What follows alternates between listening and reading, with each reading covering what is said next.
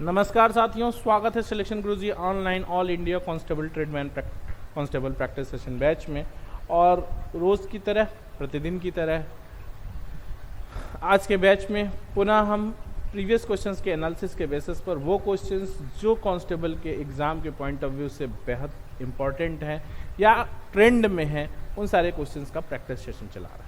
जैसा कि आपको पता है कि इस समय दो बड़ी भर्तियां, दिल्ली पुलिस और बिहार पुलिस की भर्तियां गतिमान हैं और बहुत जल्द उत्तर प्रदेश कांस्टेबल की वैकेंसी भी आने वाली है।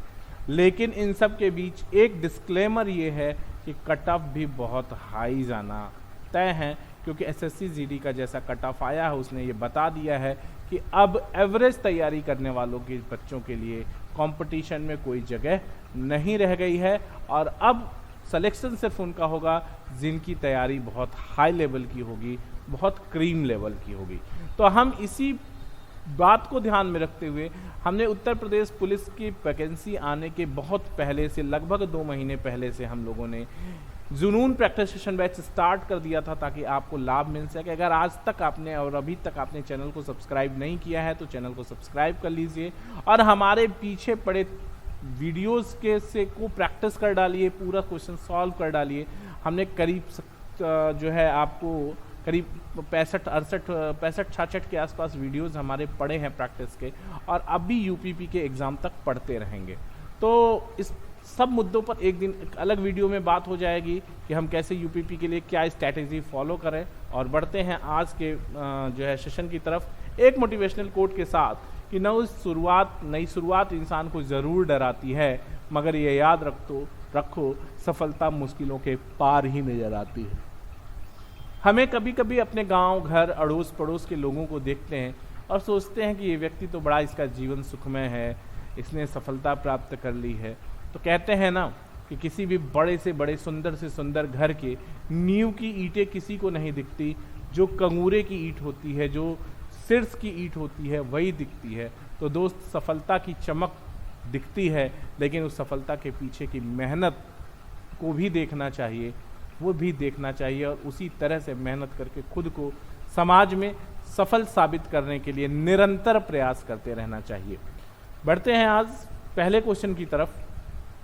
एक छिन्नक की त्रिज्या 12 सेंटीमीटर और 15 सेंटीमीटर है और उसकी ऊंचाई 18 सेंटीमीटर है। छिन्नक का आयतन ज्ञात कीजिए। बहुत सिंपल सा सवाल है दोस्त। ये किसी भी, पहले तो हम ये समझ लेते हैं ना कि छिन्नक होता क्या है, छिन्नक का माने क्या है और छिन्नक कैसा होता है। पहले यही थोड़ा सा समझ ले। देखो अच्छा, कोई भी जो छिन्नक होता है, जो शंकु छिन्नक, वो ऐसा होता है कि किसी शंकु को ऐसा काट देते हैं। एक ये हो गया, एक ऐसा, इसके ऊपर का हिस्सा काट दिया। बता रहे हैं कि ऊपर वाला जो है R1 वो 12 है और नीचे वाला जो R2 है वो R2 कितना है, R2 15 है। 12 और 15 और ये जो ऊंचाई है वो 18 है। तो किसी भी शंकु छिन्नक का आयतन होता है 1/3 पाई R1 square plus R2 square plus R1 R2 और इंटू H। यही इसका फॉर्मूला है और इस फॉर्मूले में वैल्यू को पुट कर देना है। चूंकि आंसर सब पाई में है तो पाई को कुछ करना ही नहीं है। तो 1/3 पाई R1 स्क्वायर यानी 12 बरहम 144 और 15 का 15 हम 225 और 12-15 का गुणनफल 180 और हाइट 18। 3 से ये कट जाएगा, 6 3 18 और आप इस तरह से इसको जब सॉल्व कर लेंगे तो आपको मिलेगा 1/3 तो कट खत्म हो गया, पाई इंटू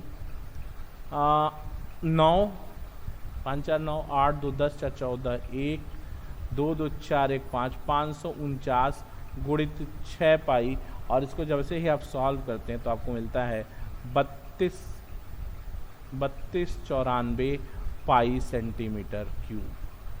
ठीक है, ये आपका आंसर हो गया, आपका बी ऑप्शन करेक्ट हो गया। यहाँ तक कोई तकलीफ तो नहीं ना, कर लोगे, सिंपल फार्मूला बेस्ड क्वेश्चन है।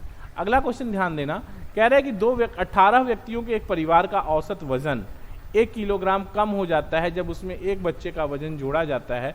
अगर बच्चे के वजन को शामिल करने के बाद परिवार का औसत वजन 19 किलोग्राम है तो बच्चे का वजन क्या। बहुत सिंपल बात समझो दोस्त, सवाल का पहला लाइन ही आपको डिक्टेट कर रहा है कि आपको क्या करना है।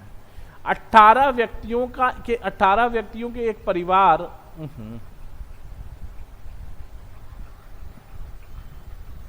एक मिनट क्लियर कर देता हूं मैं आपको। देखिए क्या कह रहे हैं कि 18 व्यक्तियों के एक परिवार का औसत वजन 1 किलोग्राम कम हो जाता है। कब? जब उसमें एक बच्चा जोड़ा जाता है। अगर बच्चे का वजन शामिल करने के बाद परिवार का औसत वजन 19 है। यानी अब बात समझो कि अगर बच्चे को शामिल नहीं किया गया होता तो 18 लोगों का औसत वजन 20 था, कोई तकलीफ नहीं। भाई एक कम हो के 19 हुआ है तो एक अगर ना शामिल करे बच्चे को तो 20 रही होगी। जैसे ही बच्चा आया, अगर ये बच्चा 20 का होता तो क्या औसत पे कोई फर्क पड़ता? यदि ये बच्चा 20 का होता तो क्या औसत पर कोई फर्क पड़ता? निश्चित रूप से नहीं पड़ता। लेकिन इस बच्चे के आने से औसत कम हो गया और जैसे ही ये बच्चा परिवार में शामिल हुआ, लोगों की संख्या 19 हो गई और औसत एक कम हो गया, यानी पर हेड वैल्यू एक कम हो गई। 19 लोगों में से एक एक कम हो गया तो योग में कितना कम हुआ? 19 कम हो गया, यानी उस बच्चे का वजन 1 किग्रा है। आपका सी ऑप्शन सही है। ठीक है, अगला क्वेश्चन ध्यान दीजिएगा। कह रहे कि एक आयताकार तालाब का आधार 225 गुणित 162 है, 60 गुणित 45, सॉरी ये 225 गुणित जो है ना, 225 गुणित 162 मीटर है संभवतः, मैं चेक कर ले रहा हूँ, हाँ मीटर है। ठीक है, क्वेश्चन टाइप करते वक्त कुछ एरर आ जाते हैं, उसको इग्नोर करने की जरूरत है। ये जो है क्या करना है इसको, ये मीटर है।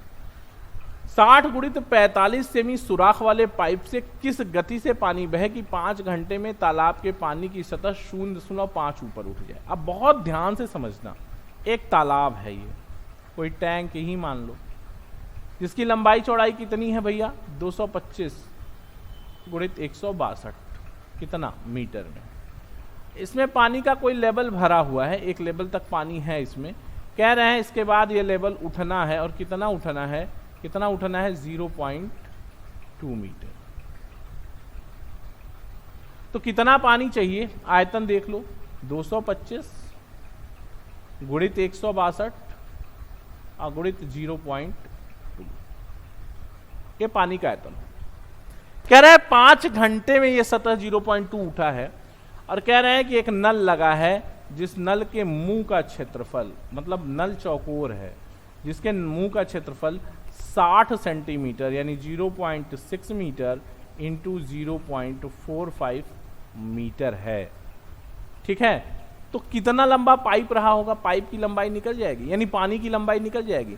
इसको जैसे ही आप सॉल्व करेंगे आपको मिल जाएगी पानी की लंबाई 27,000 मीटर। 27,000 मीटर ये पानी की लंबाई हो जाएगी।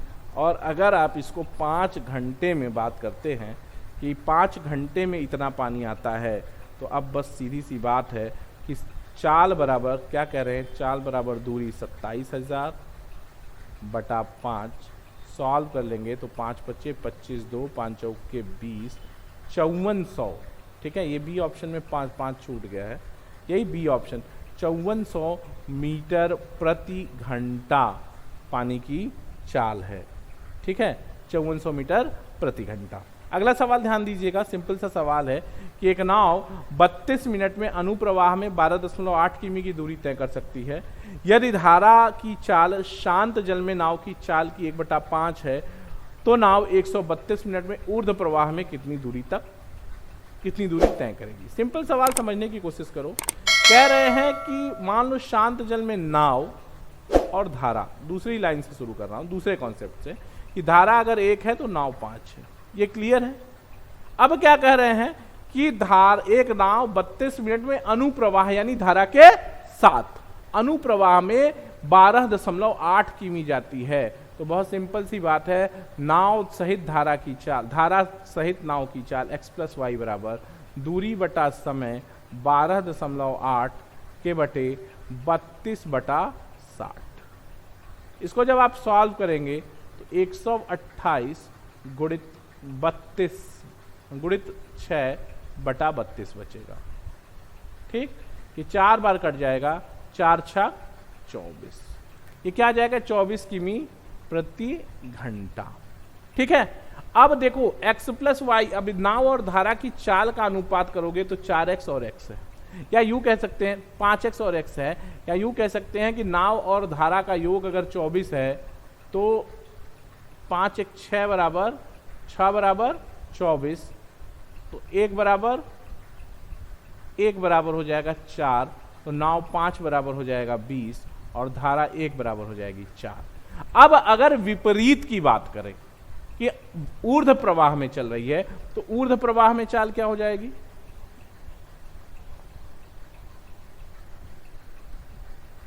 ऊर्ध्व प्रवाह में चाल हो जाएगी 20 - 4 बराबर 16। 20 - 4 बराबर 16। यहां तक कोई तकलीफ नहीं है। अब आप ध्यान से समझिएगा। अब कह रहे हैं ऊर्ध्व प्रवाह में 132 मिनट में कितनी दूरी जाएगी, तो दूरी बराबर क्या होता है? चाल गुणित समय। चाल कितना हो गया? चाल हो गया 16 और समय हो गया 132/60। मिनट है तो घंटे में बदल लिया। कितनी किमी जाएगा आप देख लो। अब 60 है तो 12 पंजे 60, 12 का 12, 12 का 12 और 5 इसको काट देंगे तो 5 तिहाई 15, 5 दूनी 10 और 32 में 11 से गुणा करें, 11 दूनी 22, 2 और 11 तिहाई 33, 2 35.2 किमी की ये दूरी जाएगा। यहाँ ऑप्शन आप बढ़ा लीजिए, 35.2 किमी जाएगा। इतनी बात क्लियर है? बात समझ पा रहे हैं ना? नाव और धारा का सवाल बड़ा कॉन्सेप्चुअल हो जाता है, कभी कभी बच्चों को बहुत दिक्कत होती है इस चैप्टर में, इसीलिए बहुत आराम से इस सवाल को करने की करें। अगला सवाल ध्यान दीजिएगा। यदि 84 किमी प्रति घंटा की गति से चल रही एक रेलगाड़ी 6 किमी प्रति घंटा की गति से विपरीत दिशा में दौड़ रहे व्यक्ति को 4 सेकंड में पार कर जाती है, तब रेलगाड़ी की लंबाई क्या है? बहुत सिंपल सवाल, समझने की कोशिश करिएगा। 84 किमी प्रति घंटा की गति से दौड़ रही एक रेलगाड़ी 6 किमी प्रति घंटा की गति से विपरीत दिशा में दौड़ रहे एक व्यक्ति को 4 सेकंड में पार कर जाती है, रेलगाड़ी की लंबाई क्या है? भैया एक बात बहुत सीधा है कि रेलगाड़ी जब किसी आदमी को, खंभे को, पुल को, सिग्नल को पार करती है तो अपनी लंबाई के बराबर दूरी चलती है। दूरी बराबर हो जाता है चाल गुणित समय ना। चाल कितना है? 84 किमी प्रति घंटा और 6 किमी प्रति घंटा यानी 90। विपरीत दिशा में तो 40 जुड़ जाएंगी। किमी प्रति घंटा है, मीटर प्रति सेकंड बना लिया और समय कितना है? 4 सेकंड। ये हो गया 18 × 90 25 100 मीटर की दूरी वो जाएगा। आपका सी ऑप्शन करेक्ट हो गया। यहां तक तकलीफ नहीं है ना, कर लोगे। अगला सवाल है। अगला सवाल कह रहे हैं कि ए और बी क्रमशः 2800 और 5400 रुपए का निवेश करके एक व्यापार प्रारंभ करते हैं। 4 महीने बाद सी भी इसमें शामिल हो गया 4800 निवेश करके। यदि ए तथा बी के वार्षिक लाभों का अंतर 400 है तो कुल वार्षिक लाभ क्या? बहुत सिंपल सवाल है ना। क्या कह रहे हैं? ए बी सी 3 पार्टनर हैं। किस तरह से पार्टनर है? ये 2800 रुपये पार्टनर है लगा के 12 महीने में 12, ये 5400 रुपये लगा के पार्टनर है 12 महीने, और तब तक 4 महीने के बाद सी भी आ गए 4800 रुपये लगा के।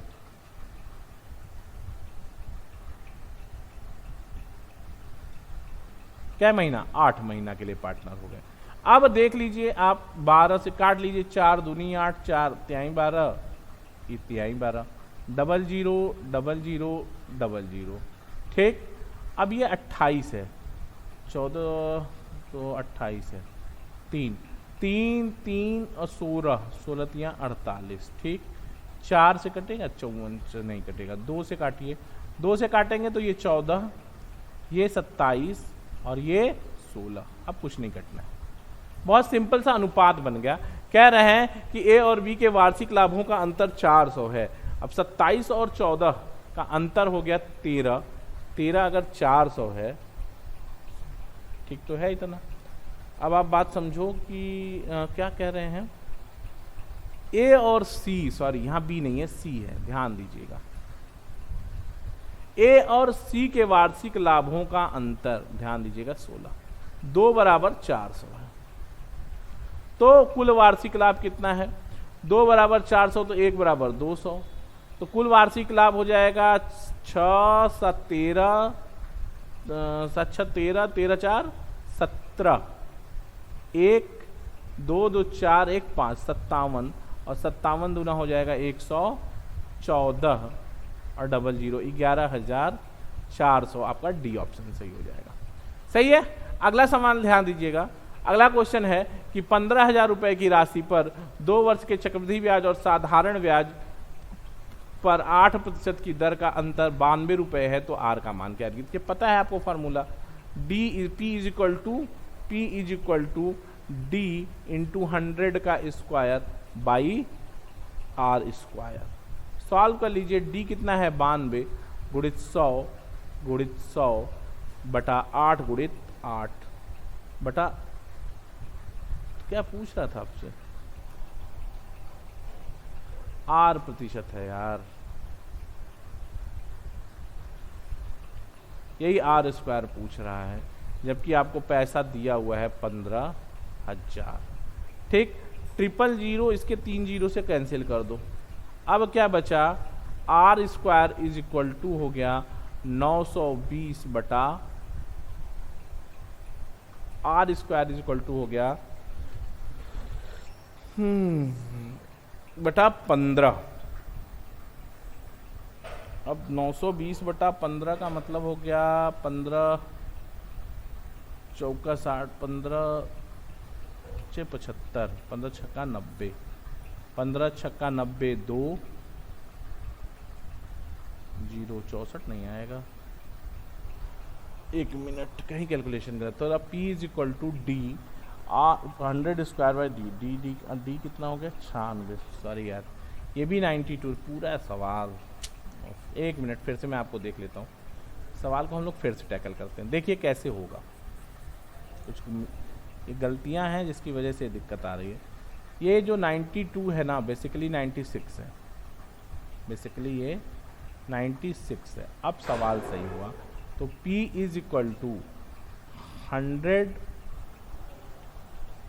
Square into D by R square, या आप सीधा कर सकते हो कि आर स्क्वायर बराबर 100 गुणित 96 बटा पी कितना हो गया? 15,000। 15,000, 3 जीरो, इस 3 जीरो से कैंसिल हो गया और 15 से काट देंगे तो 64 आ जाएगा। तो आर बराबर आ जाएगा 8%। आसान सा सवाल था, क्योंकि मिसप्रिंट था, टाइपिंग एरर था, इसलिए थोड़ा टाइम लग गया। कोई दिक्कत नहीं। अगला क्वेश्चन ध्यान देखते हैं।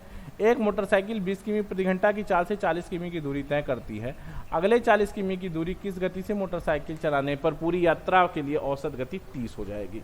तो बहुत सिंपल, पता है ना, उतना ही जाना है। तो दो समान दूरियों के लिए, अगर दो समान दूरियों के दो असमान चालों से चली जाए तो औसत चाल बराबर होता है, क्या होता है? 2xy upon x plus Y. औसत चाल कितना करना है आपको? 30 करना है।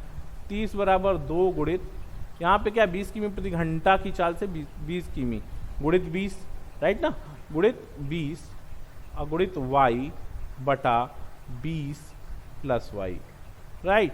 अब आप इसको सॉल्व कर लीजिए। सवाल आसान है आपके लिए, बहुत कठिन नहीं है। तो इसको आप कैसे सॉल्व करेंगे ये आप देख लीजिए। तो ये हो जाएगा आपका, इसको सॉल्व कर लेंगे तो यहाँ पे आ जाएगा आपका 30 और ये 20, 600 प्लस 30y बराबर 40y, या y बराबर 60 किलोमीटर प्रति घंटा। ये आपका सी ऑप्शन करेक्ट हो गया। अगला क्वेश्चन ध्यान दीजिएगा। कह रहे हैं कि एक लंबवृत्तीय शंकु की तिरछी ऊंचाई 13 सेंटीमीटर है और उसका संपूर्ण पृष्ठीय क्षेत्रफल 90 पाई है, तो शंकु की त्रिज्या क्या है? तिरछी ऊंचाई 13 है और उसका संपूर्ण पृष्ठीय क्षेत्रफल, हाँ ध्यान दीजिएगा, ठीक है। सवाल समझिएगा।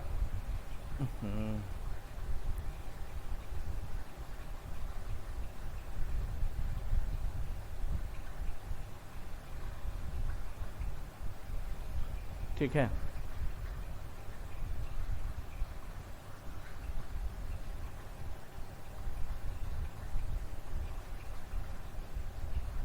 अब आप देखिए सिंपल सा सवाल। शंकु का संपूर्ण पृष्ठ होता क्या है? Pi R L plus pi R square, ये बराबर है 90 पाई। तो पाई को तो कुछ करना ही नहीं है, आप का पाई आर कॉमन ले लेंगे, एल प्लस आर बचेगा और ये बराबर है 90 पाई के। पाई पाई से कैंसिल। आपसे आर ही पूछा जा रहा है, तो आप देख लो कैसे निकालोगे आप आर L13 प्लस आर बराबर 90। बहुत सिंपल बात, यानी R square plus 13R minus 90 is equal to 0 और 18 पचे 90 यानी प्लस 18 माइनस 5 इसका आंसर है। यानी आर अगर बात करेंगे तो आर कितना आ जाएगा, 5 आ जाएगा। क्वाड्रेटिक इक्वेशन का ये सिस्टम है सॉल्व करने का, ठीक है। प्लस 18 माइनस 5, जो माइनस में है वही इसका आंसर हो जाएगा, तो आर बराबर 5 हो जाएगा। अगला क्वेश्चन ध्यान दीजिएगा, कोई धनराशि साधारण ब्याज पर 20 वर्ष में 3 गुनी हो जाती है, उसी दर से वह कितने वर्ष में उसी दर से वह दुगुनी हो जाएगी। बहुत सिंपल सवाल है, समझने की कोशिश करना, ठीक है। 100 रुपये अगर है साधारण ब्याज पे 20 साल में कितना हो गया, 3 गुना 300 हो गया, यानी 100 रुपये मूलधन 200 ब्याज। कह रहे 2 गुना होना है दोस्तों, यानी 100 रुपये को कितने साल में, 100 का 100 रहेगा, ब्याज 100 रुपया चाहिए, यानी 10 साल लगेंगे। ये आपके क्वेश्चन का सिंपल आंसर हो गया। अगला क्वेश्चन ध्यान देना, कह रहे हैं 10 साल हो गया ना, ठीक है, 10 वर्ष। अगला सवाल है कि पिछले वर्ष एक स्कूल में 610 लड़के थे। ध्यान से समझिएगा,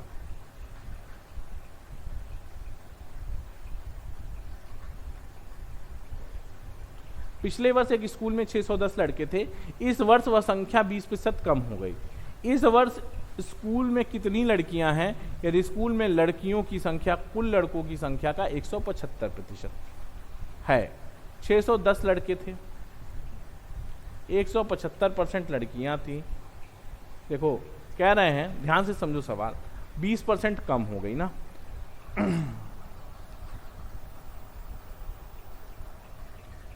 कह रहे हैं कि एक स्कूल में 610 लड़के थे, ठीक है, इस वर्ष संख्या 20% कम हो गई, यानी 80/100 हो गई।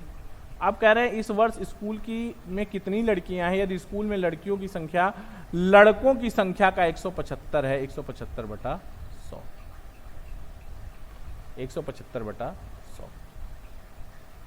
बात समझने की कोशिश करिएगा, 175/100, 25 चौका 100, 25 सत्ते 175, 20 चौका 80, 20 पंजे 100, 5 चौके 20, 4 से 4 खत्म हो गया, और ये 5 काट लेंगे, 5 1 5, 5 दूनी 10, 5 दूनी 10, 7 दूनी 14 1, 7 दूनी 14 15 1, 7 1 7 1 854। सिंपल सा सवाल है, फिर से समझ लो। 610 लड़के थे, उनकी संख्या में 20% की कमी आ गई, 20% की कमी आ गई, तो संख्या कितनी हो गई, 610 गुणित 80/100, और लड़कियों की संख्या लड़कों की संख्या का 175% है, तो गुणित 175/100, आंसर हो गया 854। अगला सवाल है, ध्यान से समझिएगा, कि एक आदमी ने एक मूल कीमत पर 25% की छूट पर घड़ी खरीदी। एक आदमी ने